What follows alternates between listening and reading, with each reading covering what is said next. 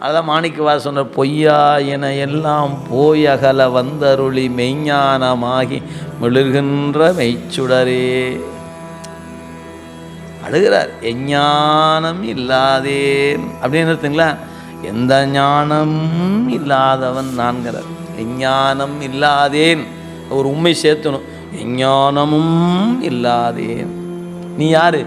இன்பப் பெருமானே. நீ எதுக்கு வந்த? அஞ்ஞானம் தன்னை அகர்விக்கும் நல்லறிவே.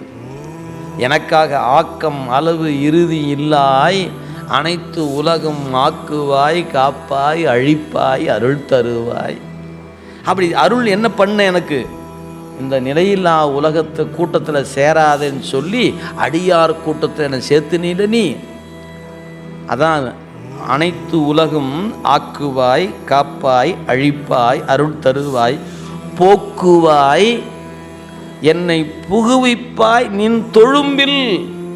தொழும்புன்னா அடியார் கூட்டம்ங்க. சிவபுராணத்தில் நம்ம முழுசா பொருள் தெரிஞ்சிருக்க மாட்டோம். தொழும்புன்னு சொன்னால் சிவனடியார் கூட்டத்துக்கு தொழும்புன்னு பேர். என்னை உலக கூட்டத்திலிருந்து போக்குவாய் புகுவிப்பாய். எங்க? நின் தொழும்பில். அடியார் கூட்டத்தில் புகுவித்த பெருமானே. எந்த ஞானமும் இல்லாத என்ன போய் ஞானம் உடைய கூட்டத்தில் சேர்த்திட்டிய சாமின்னு கேட்குறாரு அவர். ஏன் அவர் அழுதாருன்னு தெரியுதாப்ப?